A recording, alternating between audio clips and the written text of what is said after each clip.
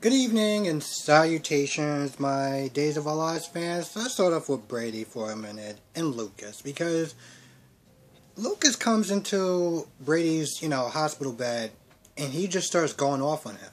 Talking about, well, Kristen did this to my mother and this is all your fault because she'd do anything for you, yada, yada, yada.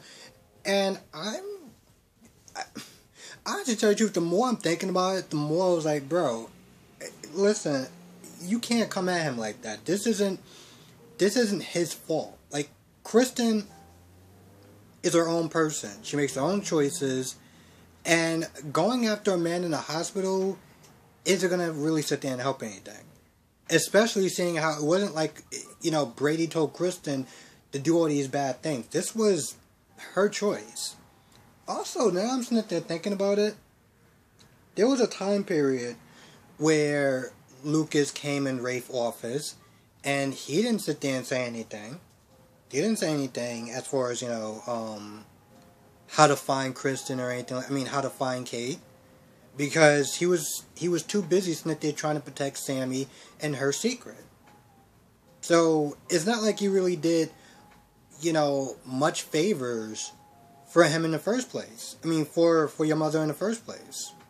And honestly, tell you the truth, now I'm sitting there thinking about it, I don't remember, did Lucas find out about Kristen before Kristen, kidnapped Kate, or was it after? I don't really remember.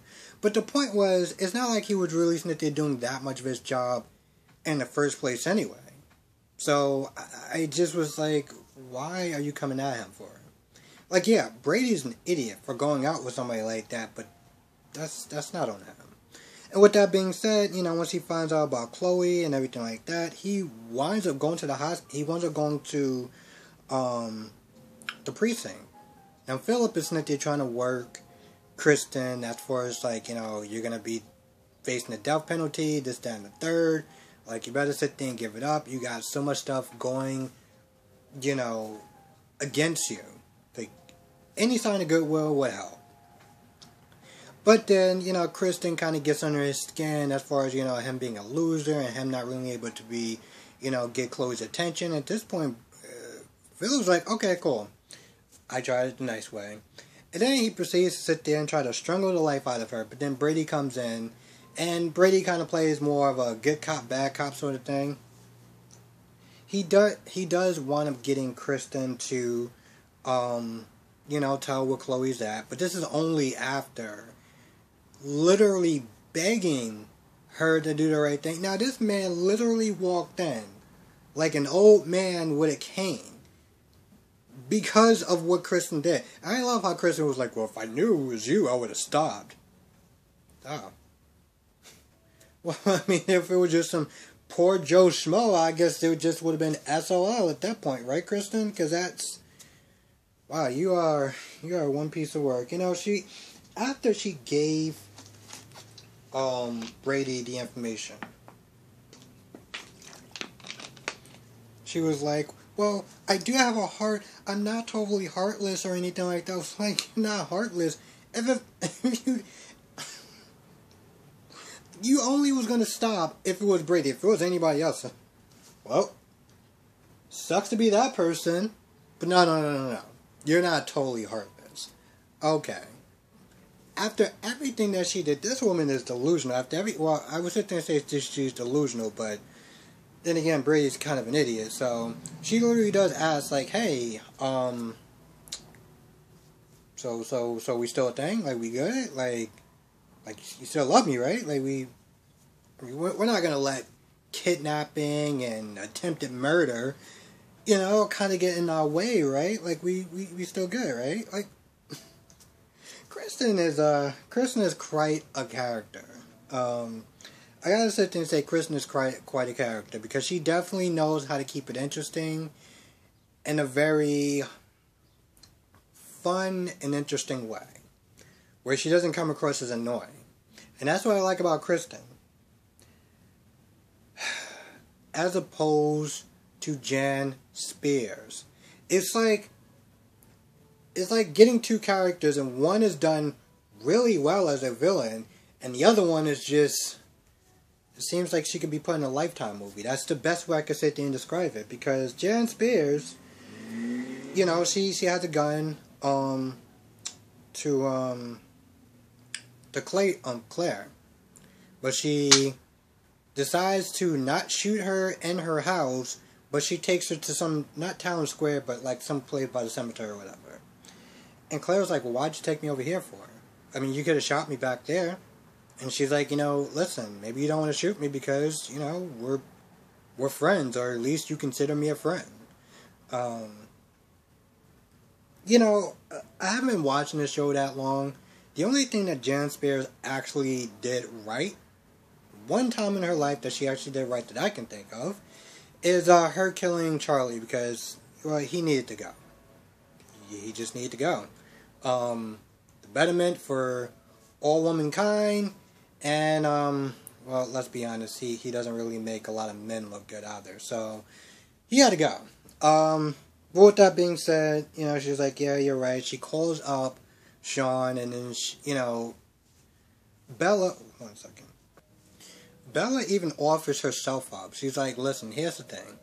If you let her go, I will tell the cops that I killed her, and I'll tell the cops that I killed Charlie, and you'll have your shot at Sean, because for some odd reason, that's actually still a thing. You know, in some ways, I almost actually feel sorry for some of the people that are watching this show as long as they have, as far as watching that. Because it's the most pathetic thing in the world. Or at least one of the most pathetic things in the world. To pine after somebody so hard that you're willing to kill, maim, and do whatever it takes to get this person. Because, you know, being desperate is, you know, attractive to no one. Like, ever. And, you know, honestly, to tell you the truth, she just comes across as a bad villain and a Lifetime movie. That's what she comes across as. And this isn't the first time that she's done crazy crap like this. Okay, this isn't the first time she's done this. She's done this other times, and I gotta sit there and wonder, how did everyone actually just, like, sit through half of that crap? I'm sorry, but I expect better villains, even in a soap opera. And I know they can do it. I've heard they've done it before. This isn't clearly one of them, but listen, they just gotta renew. So hopefully they can actually get their ish together and, like, give us a good villain, which maybe we might be getting. But with that being said, you know, Claire's like, you know, Janet's like, you know, I'll think about it, and she decides to steal a car with Claire. She hotwires it. They're on the road, they're driving, they hear a knock. Now, when Philip came back, Philip was like, so that car that you said was at that location isn't there anymore. So, is she lying? What's good? So I think is that she's not lying. It's Chloe. Chloe is the one that's actually in the car that Jan hotwired. You know, while she was sent to kidnapping Claire. Ben, oh my goodness. Why did they do this to Ben? Why did they do this to Ben? I don't understand this. So he's not there on the hunt, not there trying to look for Claire, you know, he was the one that was at the house when Sean, like, found him. And Ben went out looking, and he's walking around, and once again, he starts talking to his subconscious, a.k.a. himself. And he literally has, like, a 20-something minute conversation with this girl, or whatever the hell he wants to call her. So, that happens. That's, like, pretty annoying, I'm not gonna lie. And, after sloughing through that for a while, he sees her necklace, and, after he stops talking to himself, he's like, no, I'm gonna prove myself wrong by finding her and being a hero and being a decent person, because, you know, he was not there talking back and forth, and the girl was like, oh, you're not a hero, you're not this, you're a killer, or some crap along those lines. I'm not gonna lie, for me, it's kind of hard to actually be a Ben fan. It really is, because here's the thing. He actually seems like a decent character. I mean, you know, minus the whole murdering women and everything like that I haven't seen. Okay, I'm just not to say I haven't seen it. I know he's done it, but it's one thing actually watching him do this stuff. The point is, he actually seems like a decent character as far as like watching him. The problem is, they give him crap to do a lot of times. A lot of the times they give him is just crap. Like him talking to his subconscious is crap. Back when Sierra was missing and he was not there talking to himself or whatever and just being mopey and stuff like that, that wasn't fun to watch.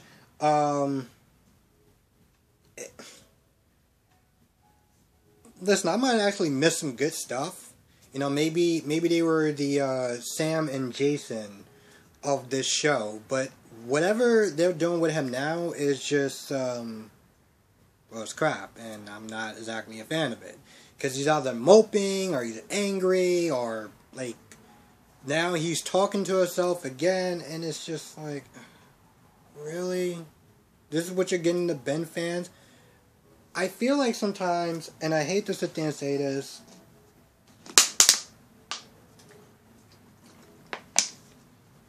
is that they'll give him a storyline like this. You know, when he's taking like 20 minutes and they're talking to himself, instead of actually being productive and trying to find this girl, they'll give him crap like this because at the end of the day, they're just like, oh, well, you know what, he's good looking and the women will sit there and like it and they won't really care and, you know, it's whatever. And I feel like in that way, it's kind of like insulting the audience members. Like, yeah, okay, you can have a good looking character, but if you don't give him actually thing to, like, if you don't give him something good to do, it's just like, what am I doing? Like, listen, I don't care how hot someone is. If I'm watching them on a TV show and they're not doing anything, they're not being productive of any kind, and they're just giving them crap, I'm not going to enjoy this character. I don't care how hot they look. I can't do it. What else we got? So, Xander wants his money. He follows Sammy back to her place, and he's like, so, you know, put down the phone. Yeah, EJ took back the money. He just wired it back 2 hours after. He just took it right back. And so Sammy's caught off guard by that. She's like, okay. But then Xander's like, so yeah, I want my money. Sammy's like, no. She lists all the different reasons of why, including the fact that Kristen's already caught. You know, you were hired by Kristen, but there's no point because she's caught. Like, there's no payoff. You know, you shoot me, well, you're gonna go to jail, and, well, from what I understand, it's, it's the death penalty over there. So it's not gonna end well. But, you know, Xander's like, listen, I want to kill you, I want my money, and, you know, pretty much Sammy's like, alright, so, do it. And at one point, you know, Xander was like, okay, I will do it, just to, you know, wipe the smug look off your face, but Lucas comes in there, hits him with a baseball bat, breaks his arm, practically. Yeah, I'm pretty sure his arm is broken, or fractured at the very least. And just as Lucas is about to sit there and call the cops, Sammy's like, no, this is your one, get out of the free jail, your one jail, it's your one freebie, okay? It's your one freebie, take it a go, and just get out of my sight. Now, Lucas is like, what are you doing? Why would you just let him go? And Sammy's like, no, we have bigger problems. Sammy's like, listen, EJ took back that money. He didn't give me a heads up, a warning, or anything like that. So why would he sit there and risk my life if, you know, if I told him that my life was in danger and I need the money to get me out of danger? And Lucas is like, no, I don't think it's that big of a deal. Sammy is terrified, and this is my whole thing. How are you married to someone who physically makes you terrified of them? You know? Like, she sits there and talks about she loves him and everything like that, and, you know, they have kids together, this, that, and the third, but it was like you're physically afraid of him. This is a constructive marriage for you? This works for you? I don't understand how your train of thought is. Like, he seems like the type of guy that's kind of unhinged that could just be like, oh, somebody's looking at you? Oh, really? Oh, okay, yeah, I'll fix that. And take it out on her. But in her head, I don't understand the relationship between Sammy and EJ. I really don't. That was a time period that I was not involved in. So I'll just have to sit there and take the internet's word and maybe some clips here or there. But I don't get that. But with that being said, there's a knock on the door. And both of them are sitting there thinking it's EJ. Now, I'm wondering, is it going to be EJ? Is it going to be the same actor that played EJ before? That would be interesting. How's this whole thing going to work out? That is something that I'm very interested. Hopefully they do. Hopefully they do. Time will tell, but that's something if they do, I'll definitely be looking forward to that, because I missed that whole era, so. And the last scene is Kayla and Steve, and I'm not going to lie, I saved the last, because this was probably, to be honest, for me, this was probably the weakest part of this whole episode. Now, yes, it's romantic, it's cute, you know, they're being all cutesy and romantic and everything like that, and that's just great.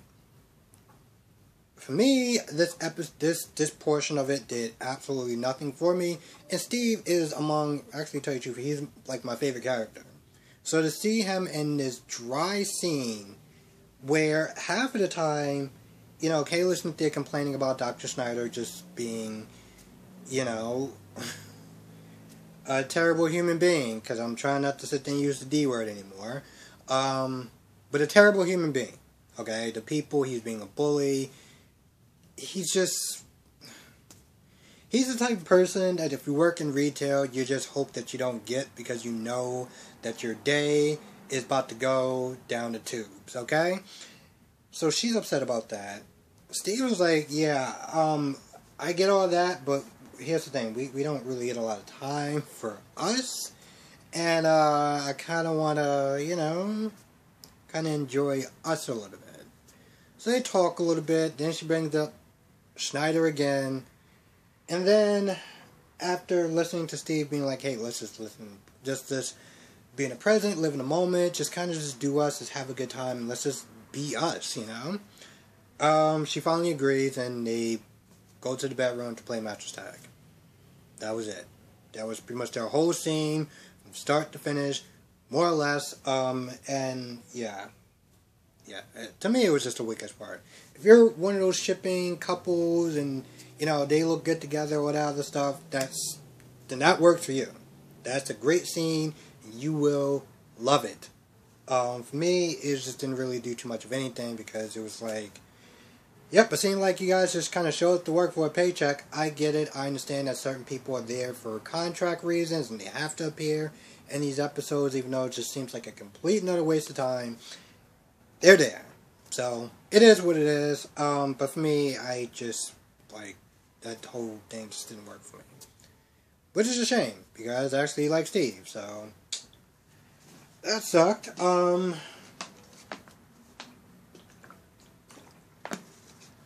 and Sean are sitting there worried about Claire and Jan Spears once again, because apparently she just keeps coming back like, you know what, I was going to sit there and use a really bad and dirty joke, but I'm not going to. The point is, this woman just keeps coming back over and over and over. And you know what, honestly, to tell you the truth, now I'm sitting there thinking about it, I can understand why Bella is upset with Sammy. But from what I understood, Jan Spears was going to get out anyway. It was just more of a matter of time of when she got out. But I understand where Bella's coming from now, because this chick, well, you know, it is what it is. Anyway, let me just double check something. I think that's about it. If I missed anything, please write it down in the comment section below. With that being said, I'm going to go. Thank you so much for watching. Be safe. I will catch you in the next video.